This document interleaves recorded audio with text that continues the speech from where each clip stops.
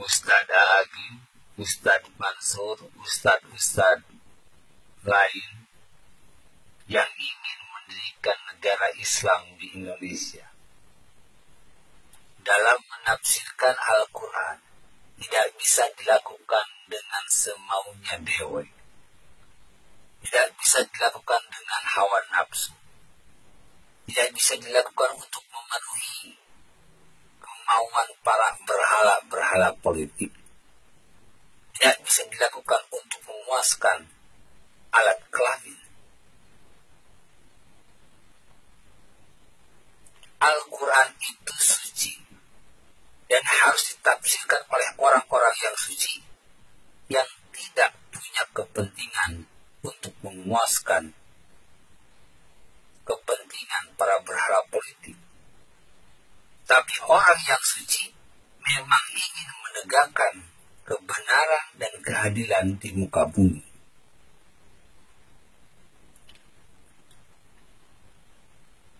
Allah berfirman dalam Al-Quran, Syahrul Ramadhan alladhi unzila fihi al-Quran hudan linnas wa bayyinatin minal huda wal furqan.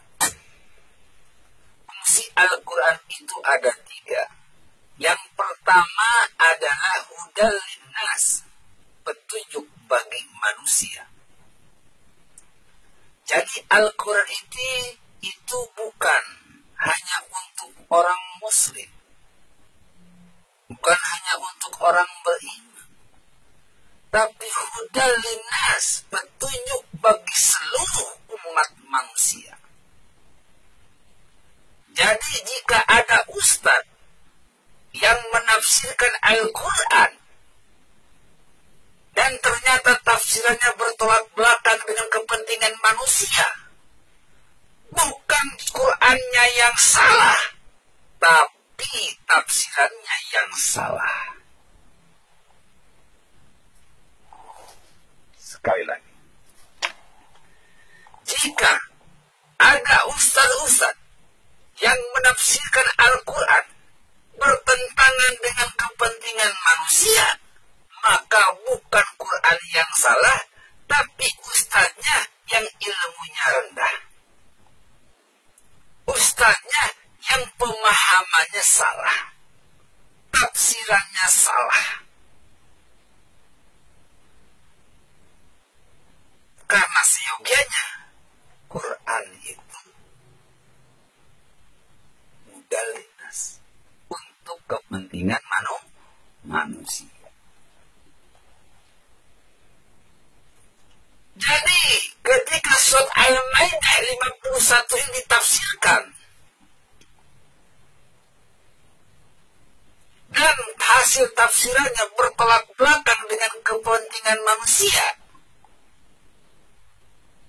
tafsirannya membuat resah, gelisah, bingung, bimbang seluruh umat manusia, maka itu bukan Quran yang salah, tapi tafsirannya salah dan salah tafsir karena ustadznya ilmunya rendah. Atau Quran ini tafsirkan hanya untuk memuaskan para berhala politik. Atau Quran ini ditafsirkan sesuai dompet atau amplop yang diberikan kepadanya. Atau atau Quran yang ditafsirkan tersebut disesuaikan untuk memuaskan hawa nafsunya atau alat kelaminnya. Na'udzubillah, thumma na'udzubillah.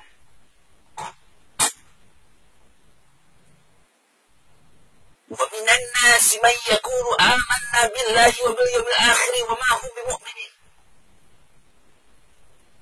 Banyak orang-orang yang mengaku dirinya beriman tapi dia sesungguhnya bukanlah orang-orang yang beriman. Atau banyak yang mengaku dirinya ustaz yang beriman kepada Allah dan hari akhirat, padahal mereka bukanlah ustaz yang beriman. Yukhadi'una Allah walladzina amanu wa ma yakhda'una illa anfusahum wa ma yash'urun.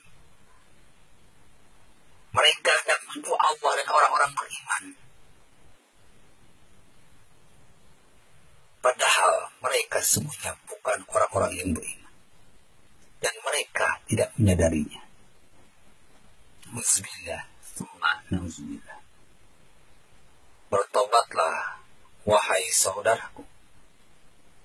Aku hanya menjalankan perintah untuk wattawassa bil haqq wattawassa bis sabr. Saling nasihati dalam kebaikan, saling nasihati di dalam kesabaran. Selanjutnya fungsi Al-Quran yang kedua adalah menjelaskan petunjuk-petunjuk tersebut. Jadi dalam menafsirkan Al-Quran bisa dilakukan Quran, tafsir Quran.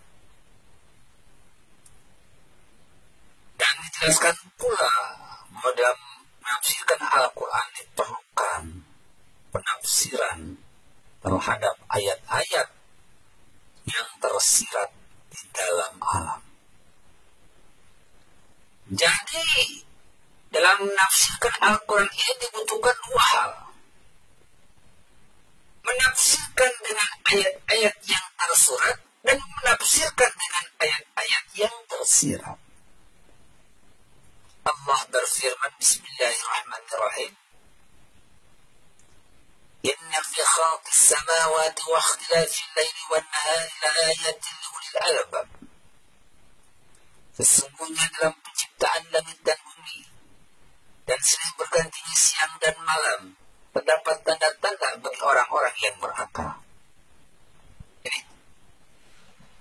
Jadi untuk menjadi ustaz itu susah-susah gampang dan gampang-gampang susah. Karena harus punya dua hal. Menafsirkan ayat yang tersurat dan menafsirkan ayat yang tersirat. Selama ini hampir 99% ulama yang ada di Indonesia hanya mampu menafsirkan ayat-ayat yang tersurat, tidak ayat-ayat yang tersirat. Akhirnya perkembangan negara Islam di Indonesia stagnan dari tahun ke tahun. Selanjutnya adalah fungsi Al-Quran untuk membedakan antara yang hak dan yang batil. Jadi tidak bisa Anda kibuli umat, tidak bisa Anda tipu umat, karena cukup dengan baca Al-Quran umat bisa tahu mana orang baik dan mana orang jahat, mana ustadz yang baik dan mana ustadz yang jahat. Orang-orang yang beriman ya adalah orang-orang yang suka berbuat baik. Orang-orang yang suka berbuat baik adalah orang-orang yang selalu berbuat kedamaian, ketentraman. Dan orang-orang yang selalu berbuat damai dijamin oleh Allah dalam Al-Quran, Ya ayyatuhan nafsul mutmainnah, hei orang-orang yang punya jiwa yang tenang, irji'i ila rabbiki radiyatan mardiyah, kembalilah kamu menghadap Tuhanmu dengan ridho dan diridhoi. Fadkhuli fi ibadi, dan masuklah ke dalam golongan hamba-hambaku. Wadkhuli jannati, dan masuklah ke dalam surganya Allah, ke dalam surgaku. Jadi kalau ada ulama yang menganggap bahwa memilih pemimpin kafir akan mengantarkan kita kepada neraka Allah adalah suatu hal yang salah dan tafsiran yang sesat. Sedangkan memilih pemimpin yang muslim akan mengantarkan ke dalam surganya Allah, itu pun tafsiran yang sangat sesat. Karena yang sesungguhnya adalah orang-orang yang akan mewarisi surganya Allah, baik dunia maupun di akhirat, adalah orang-orang yang mutmainnah, yang selalu menciptakan kedamaian, ketenangan, baik untuk dirinya, untuk istrinya, untuk anak-anaknya, untuk keluarga besarnya, untuk masyarakat sekelilingnya, untuk bangsa dan negaranya, dan untuk agamanya. Buat apa pilih pemimpin jahat? Kalau kejahatan itu bisa berdampak buat dirinya, buat istrinya, buat anak-anaknya, buat keluarga besarnya, buat masyarakatnya, buat bangsa dan negaranya, bahkan buat agamanya. Hati-hati. Jangan pilih pemimpin yang jahat, meskipun dia beragama Muslim, beragama Islam. Tapi pilihlah orang yang baik dan yang adil. Itulah yang diajarkan oleh Allah dalam Al-Quran. Allah sangat benci kepada kezaliman. Allah sangat benci pada kejahatan. Silakan buka surat Yasin 59. Bismillahirrahmanirrahim. Wamtazul yawma ayyuhal mujrimun. Hei orang-orang yang kafir. Kafir di sini adalah orang muslim yang berbuat jahat. Hei orang-orang kafir, kemilih kau dari kaum muslimin, karena kalian selalu berbuat jahat. Oke? Gimana? Sudah jelas? Ibu yang menanyakan tersebut. Jadi kalau ibu bapak pilih Ahok, maka itu adalah pilihan yang tepat dan tidak akan berdampak kepada dimasukkannya ibu atau bapak dalam golongan orang-orang munafik, orang kafir, atau orang-orang yang akan masuk nerakanya Allah.